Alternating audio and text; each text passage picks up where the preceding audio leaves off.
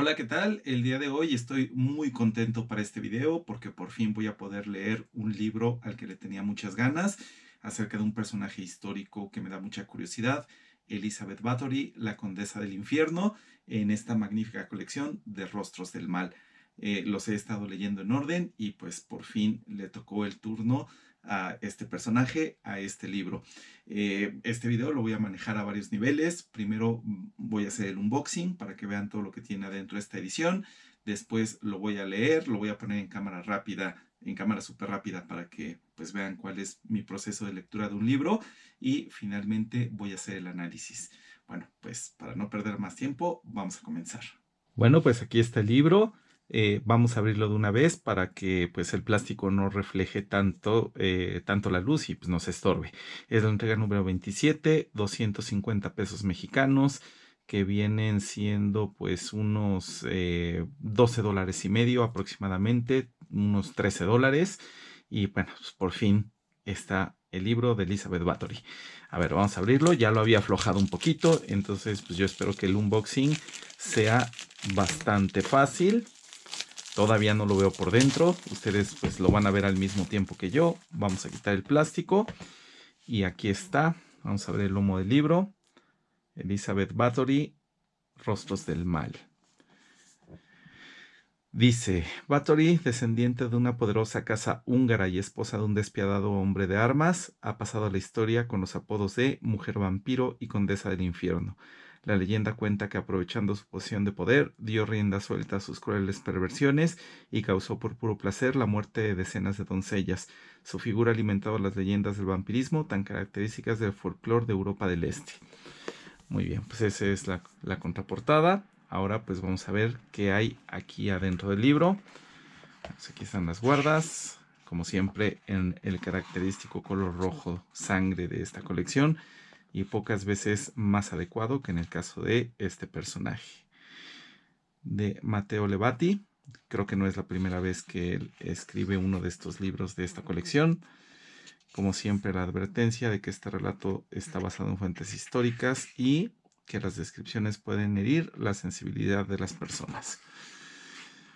Aquí vemos 2022 de los datos editoriales, impreso en España, de quién es la ilustración de la portada, etcétera, etcétera. Fotografías de dominio público. Elizabeth Bathory, El Castillo de los Gritos, siempre una introducción muy llamativa la que hacen, y no han fallado ni una sola vez, hasta ahorita en los 26 que he leído y este que es el 27. La nobleza, la ley y la sangre es el capítulo primero, los primeros entierros, el país de las niñas desaparecidas, 500 golpes, el fin del terror, la mujer de la torre, el cofre rojo, Damnatio Memoriae, que es el epílogo. O sea, pues es como una memoria, un recuerdo condenado. Creo que así es como se traduciría. El recuerdo maldito, pues de alguien que ha pasado a la historia como un monstruo. Espero no estarla regando en la traducción. Bibliografía consultada para la biografía novelada y perfil psicológico, como siempre, de Vicente Garrido, muy interesantes. La mujer vampiro. Ok, pues esto es lo que se van a encontrar en esta entrega de Rostros del Mal. Introducción, El Castillo de los Gritos. Bueno, pues ahí pónganle pausa y lean lo que les interese de esta introducción. Pues para saber si se lo llegan a encontrar algún día, pues si conviene que se lo compren. Esta introducción, que siempre la introducción, como les digo, de esta colección suelen ser espectaculares, pues obviamente para llamar la atención, para atrapar al lector y que pues se sigan comprando los libros. Y funciona, funciona, lo han hecho bien. Bueno, ya está medio amplia esta introducción. Y hasta aquí llega.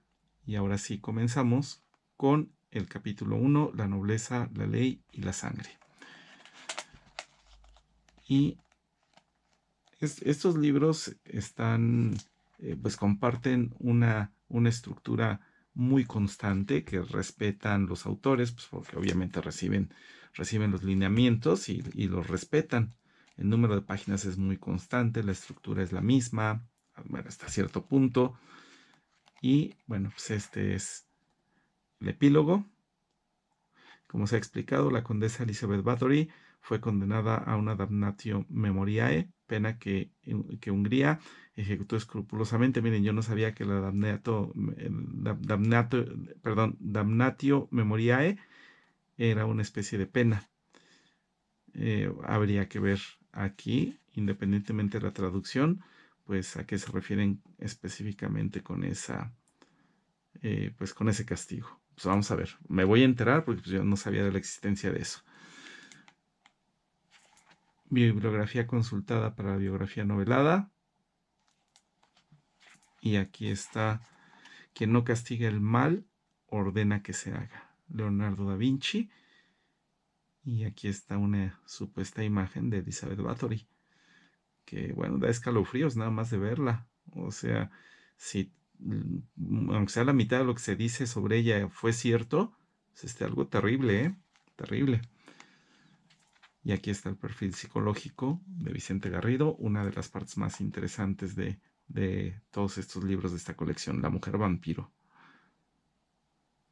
Y bueno, pues véanlo, léanlo.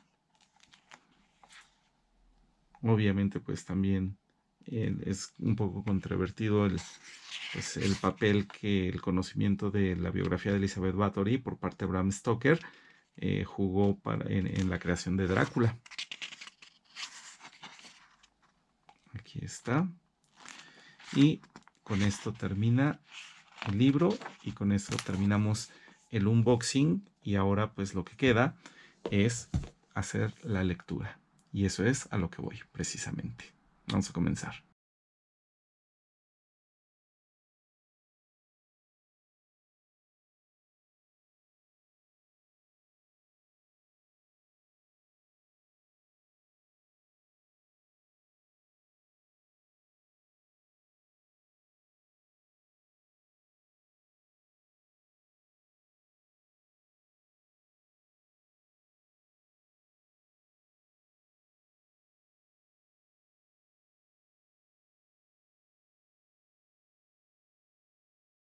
Bueno, pues ya terminé de leer el libro.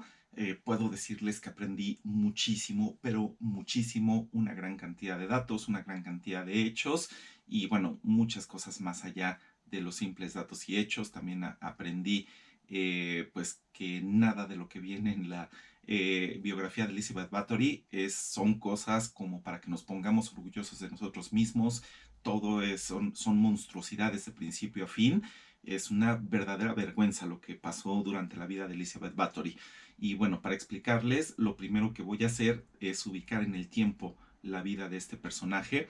De hecho, a mí me llamó mucho la atención que la vida de Elizabeth Bathory coincide casi a la perfección con la vida de uno de mis, con el rango de vida de uno de mis máximos ídolos, que es William Shakespeare. Pues aquí tengo todos los libros de Shakespeare.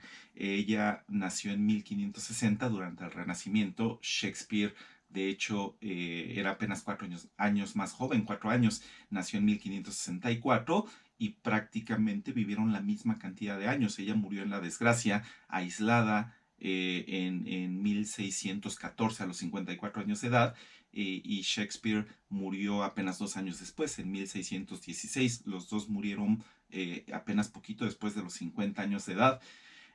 Aunque claro que pues, en muy diferentes lugares. Shakespeare era inglés, ella habitaba en lo que en ese entonces era el llamado Reino de Hungría, pero que hoy en día corresponde con Eslovaquia, con la moderna Eslovaquia. Ahora, ella, híjole, se dicen muchas cosas de Elizabeth Bathory. De hecho, lo que realmente pasó en su vida es muy debatido, es muy controvertido. Ella, lo que sí parece ser es que nació muy dañada, probablemente nació como una psicópata, una de las psicópatas más peculiares de toda la historia, y como miembro de una familia increíblemente influyente y poderosa en Europa del Este, y para que eran los Bathory. Y para colmo de males, cuando ella tenía 11 años apenas, cuando tenía 11 años de edad, pues se comprometió con otra de las familias más influyentes también de la región. Se comprometió en matrimonio con una persona, con un hombre que se llamaba Ferenc Nadosti, y juntos, al unirse las dos familias, terminaron por formar a pues uno de los apellidos más influyentes de toda Europa del Este, apenas por detrás del rey, que en ese entonces era el rey Matías, y de su segundo al mando, que era el Palatino, así se llamaba el rango que ostentaba esta persona, el segundo al mando de todo el reino, que se llamaba Giorgi Turso, que por cierto Giorgi Turso iba a ser una persona muy influyente en la vida de Elizabeth Bathory. Y que tampoco sale muy bien parado el cuate en la biografía de Elizabeth. Bueno, pues a ver, ¿qué más les puedo decir? Es que les puedo decir una cantidad de datos enorme. Cuando ella se comprometió con Ferenc Nadoshti, ella apenas tenía 11 años de edad. Ya saben cómo eran las cosas en ese entonces.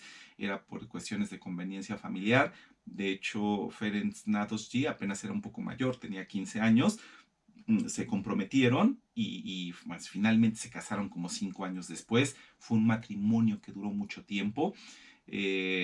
Pero se cuentan muchas anécdotas ya de la niñez de Elizabeth Bathory. Por ejemplo, el sacerdote de la familia, que era István Magyar, así se llamaba, cuenta una anécdota que él pues, la entrevistó por primera vez cuando se comprometió con su novio.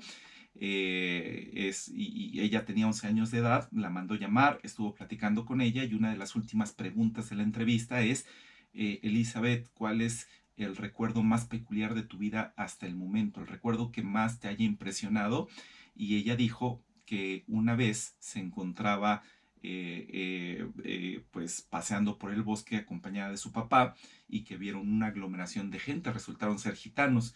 De su papá la llevó para que viera lo que estaba pasando y resulta que estaban ejecutando los gitanos a una persona, a uno de los suyos, que estaba supuestamente acusado de haber vendido a su propia hija a los turcos, lo cual era un pecado terrible entre los gitanos. Entonces, la manera en que los sentenciaron a muerte fue una sentencia de muerte terrible. Trajeron a un caballo, destriparon al caballo, le sacaron las entrañas y metieron al supuesto delincuente amarrado, completamente desvalido, sin posibilidades de que pudiera escapar. Lo metieron al cadáver del caballo y lo cosieron de tal manera que ahí tuviera una muerte lenta y dolorosa. Y cuando el sacerdote István Magyar le preguntó a Elizabeth qué sentía acerca de ese recuerdo, ella dijo que primero se había sentido un poco desconcertada acerca de lo que había visto, pero que después lo consideró graciosísimo y que nunca en su vida se había reído tanto. eh, Quien recuerde este capítulo de Los Simpson el casino del señor Burns, de la anécdota del obrero inválido, pues yo me lo imagino más o menos así. O sea, una cosa totalmente desquiciada por parte de Elizabeth Bathory, como les digo, probablemente ya una psicópata de nacimiento, pero, y para mala fortuna del mundo y de los que la conocieron, pues era una persona inmensamente influyente y casi casi intocable. No intocable, pero casi casi, y eso fue lo que le permitió vivir muchísimos años sembrando el terror en toda su impunidad. La familia de Ferenc Nadoshti le regaló un castillo.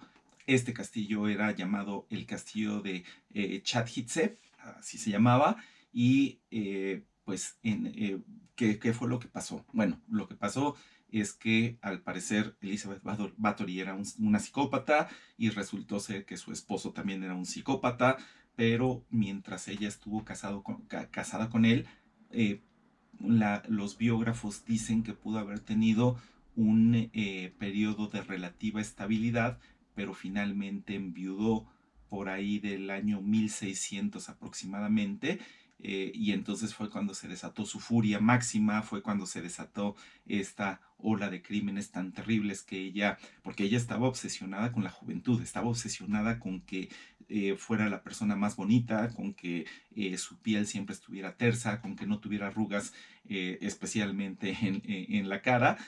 Y cuenta la anécdota que un día ella bajó a la cocina de su castillo por sorpresa, porque pues, siendo una sádica, ella pues aprovechaba cualquier equivocación por parte de la servidumbre para atormentarlos. Entonces encontró a una de sus sirvientas que había derramado grasa y en ese momento la estaba limpiando del suelo. Entonces la obligó a hincarse, la empezó a regañar, le empezó a gritar, le dio unos buenos cachetadones hasta que le sacó muchísima sangre, y cuando ella regresó a sus habitaciones, pues estaba salpicada de sangre, especialmente en las manos.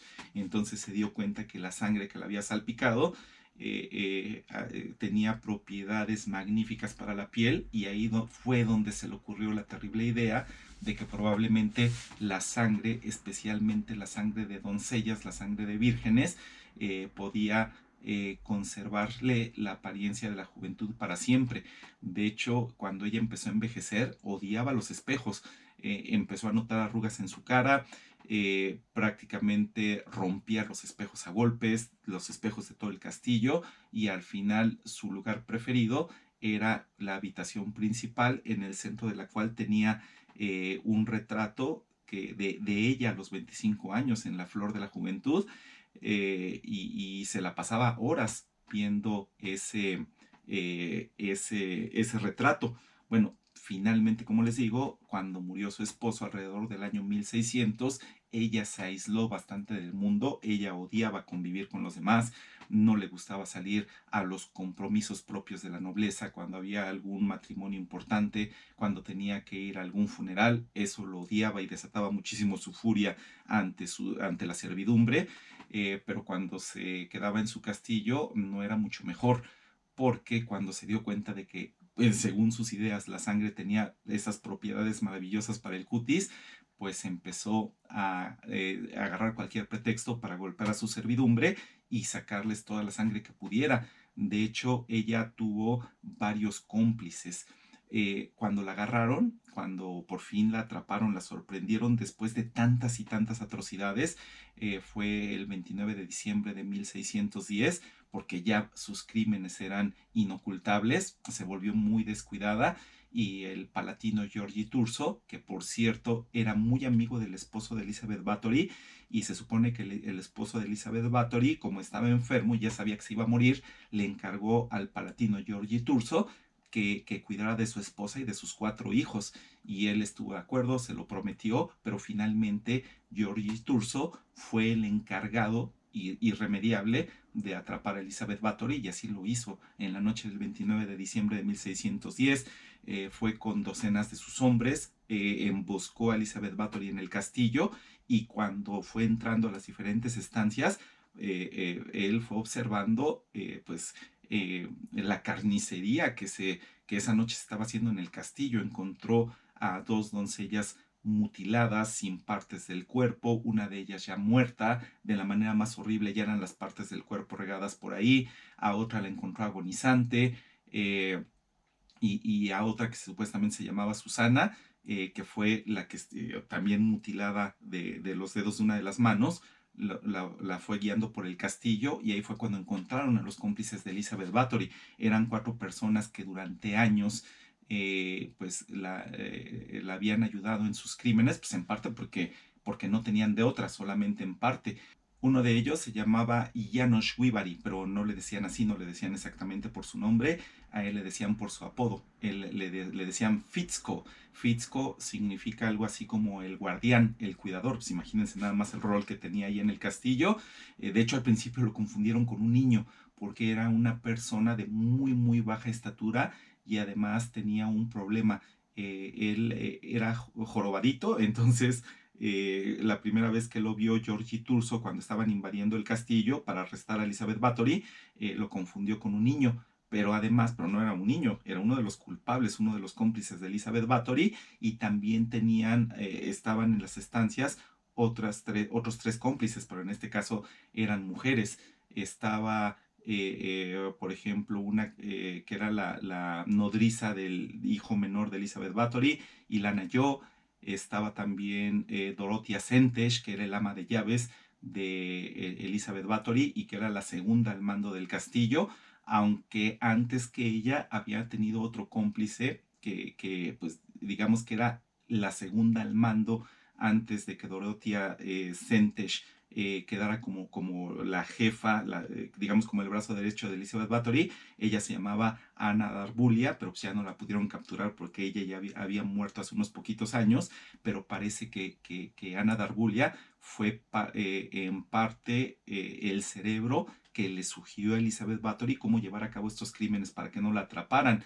Por ahí también estaba la lavandera del castillo que se llamaba Katalin Benexky, y fueron básicamente los cómplices. A los 4 los agarraron, después agarraron a Elizabeth Bathory, les hicieron juicios aparte y pues los cómplices les hicieron un juicio terrible y los condenaron a muerte. Los condenaron a 2 de ellas, a Ilona Yo y a Dorothea Sentes, las condenaron a muerte, pero antes las hicieron cachitos prácticamente, las mutilaron, les cortaron la cabeza y las condenaron al fuego y sus cadáveres prácticamente desaparecieron en la hoguera. Con Fitzko fueron un poquito más benevolentes, a él lo decapitaron con el hacha de inmediato sin mayores trámites, y a Katalin Benexky la condenaron prácticamente a cadena perpetua, porque tuvieron diferentes grados de participación en los crímenes de Elizabeth Bathory. Bueno, finalmente Elizabeth Bathory, según esta biografía, pues la capturaron, pero, híjole, hace unos momentos les dije, no hay nada de qué sentirse orgulloso acerca de la historia de Elizabeth Bathory. Es un asco la historia de Elizabeth Bathory. Cuando le preguntaron a sus víctimas, a algunas de las que habían habitado más tiempo el castillo, que sobrevivieron más, cuántas personas habían caído como víctimas mortales de Elizabeth Bathory, una de ellas respondió, después de hacer las cuentas, Shestopedesiat, que es una de las cosas que se mencionan al principio de la biografía en este libro, que está muy bien hecho. Y sucede que Shestopedesiat significa 650 víctimas mortales, lo cual ubicaría a Elizabeth Bathory como la asesina en serie más prolífica de toda la historia, y que además era una asesina en serie del tipo sádico. O sea que debió de haber hecho, por lo que se dice, de hecho, pues, lo que se dice es que hizo sufrir muchísimo a sus víctimas. Al principio las abría y a sus víctimas las desangraba y después las volvía a coser para dejarlas vivas, pero ya después, si no se le pasaba la mano, simplemente no le importaba y pues le sacaba la sangre, terminaban por morir. Si eran del pueblo, pues las sepultaba en el cementerio del castillo o en el cementerio del pueblo para que no hubiera mayores escándalos, argumentando que habían muerto de enfermedades, que habían muerto de cólera. Y si eran personas pues sirvientas que eran de pueblos más alejados, pues ni siquiera le avisaba a los familiares, simplemente las ponía en fosas comunes y eso era todo. Pero pues sus crímenes iban más allá de eso, porque cuando ella empezó a envejecer, la sangre de sus doncellas ya no le servía para gran cosa. Entonces ella conoció a una bruja en los bosques, ya saben, de esas personas que hacen sus pociones y que viven aisladas en el bosque, y se hizo muy amiga de esa bruja. Le preguntó qué podía hacer para que su cutis, para que la apariencia de juventud siguiera conservándose, y la bruja le dijo, mi señora, lo que sucede es que tú tienes sangre noble, entonces lo que tienes que hacer es cubrirte de sangre noble. Y eso fue toda una revelación para Elizabeth Bathory. ¿Por qué razón? Pues porque entendió que ya no podía seguir aniquilando a simples doncellas del pueblo llano. Ahora tenía que atraer de alguna manera a doncellas que fueran de la nobleza. Entonces se hizo algo bien enfermo. Ella fundó una escuela para señoritas de la nobleza, un gineceo. Los gineseos eran, en tiempo de los romanos, era la recámara de la mansión, que era exclusivamente para las mujeres. Entonces, la escuela gineceo que abrió Elizabeth Bathory, era una escuela de modales para señoritas de la nobleza. Entonces, en ese momento, ya las personas del pueblo llano, por decirlo así, ya eran conscientes de que se decían atrocidades de lo que pasaba dentro del castillo, verdaderas historias de terror, pero esos rumores todavía no habían llegado a la nobleza. Entonces, cuando Elizabeth Bathory abrió su escuela para señoritas, su escuela de modales, pues los nobles de toda la región, encantados, empezaron a mandar a sus hijas, a sus hermanas, a sus prometidas, pero pues no recibía noticias de ellas, ya no las dejaban salir, estaban cautivas en el castillo y eso empezó a ser muy sospechoso. Entonces los miembros de la nobleza, especialmente la baja nobleza, empezaron a ir y a veces encontraban a sus parientes, a sus hermanas, a sus hijas muertas, supuestamente muertas de enfermedades. Cuando las encontraban vivas estaban en muy mal estado, como si hubieran sido torturadas, se las llevaban y finalmente todo esto llegó ahora sí a oídos del rey Matías. El rey Matías le encargó al palatino, a Giorgi Turso, que hiciera una investigación, empezaron a entrevistar personas, empezaron a reunir pruebas, no se podía creer todas las atrocidades, todos los cuentos de terror que se decían alrededor del castillo de Elizabeth Bathory, pero finalmente la gota que derramó el vaso es que, bueno, pues los sacerdotes que vivían en la región empezaron a escribir cartas de ayuda para que pues el rey Matías y el palatino hicieran algo. Ellos estaban de testigo que cosas terribles estaban pasando en el castillo, y finalmente pues algo horrendo, para una vergüenza para los seres humanos, es que pues el rey y el palatino no se atrevieron a actuar hasta que la nobleza fue afectada. O sea, fueron 650 víctimas, prácticamente las 650 víctimas fueron de familias campesinas, y no fue sino hasta que unas cuantas víctimas fueron de la nobleza cuando estos hijos de la fregada se decidieron a actuar. Una vergüenza terrible que se va a quedar para siempre. Ahora, algo que les podrá parecer sorprendente es que hay dos hipótesis acerca de los crímenes de Elizabeth Bathory. Son dos hipótesis opuestas, completamente opuestas. Una dice que efectivamente fue un monstruo, que si no fueron 650 sus víctimas, sí fueron unos cuantos cientos de víctimas, que era terrible, que era sádica, que todo lo que se dice, o básicamente todo lo que se dice de ella, era verdad, excepto eso de que se bañaba en la tina con sangre de sus víctimas. Eso fue una leyenda que surgió como 100 años después de la muerte de Elizabeth Bathory, y eso sí es completamente falso. Bueno, esa es una hipótesis. ¿Cuál es la otra hipótesis? Ustedes dirán, la otra hipótesis no puede ser tan terrible. Bueno, no es tan terrible como la primera, pero sí es horrenda. Se dice que Elizabeth Bathory fue una víctima de una conspiración, que si bien no fue una buena persona, tampoco cometió los crímenes que se dice que cometió, que hizo, que todo fue porque cuando quedó viuda, cuando se murió su esposo Ferenc Nadoshti, ella, pues el palatino y el rey, especialmente el palatino, se dio cuenta de que se podían apoderar de la inmensa fortuna de la familia Bathory, y que la manera de hacerlo era acusarla de crímenes terribles, y que así se podían apoderar de su fortuna. Entonces tenían que inventarle un montón de cosas, se compraron testigos, a varios de los ayudantes, a estos cuatro ayudantes de Elizabeth Bathory, pues tuvieron que decir lo que dijeron acusando a Elizabeth Bathory, porque fueron torturados, que entonces era el procedimiento estándar para interrogar a las personas, y, pero finalmente no sentenciaron a muerte a Elizabeth Bathory. A sus supuestos colaboradores, sí, pues, a la tortura, a la decapitación, a la mutilación, los quemaron en la hoguera, y finalmente sus cadáveres pues, terminaron por desaparecer. Pero con Elizabeth Bathory, otra vez, digamos que la sentenciaron a cadena perpetua, no le hicieron nada, no la mutilaron como castigo, por varias razones, y todas esas razones son un asco. O sea, decía al parecer las razones del palatino, que fue el que la juzgó, le dio una pena relativamente,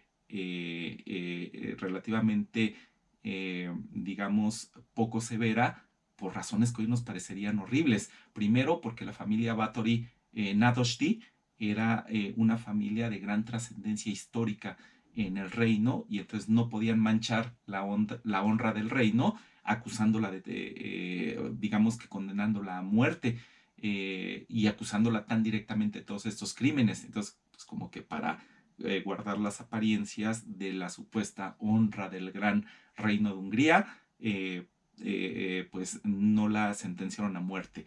Y bueno, y otra cosa también, en ese entonces la ley decía que a una persona de la nobleza que había cometido crímenes terribles o la sentenciabas a muerte o le confiscabas su fortuna, pero nunca las dos cosas al mismo tiempo. Tenía que ser solo una y tenías que escoger.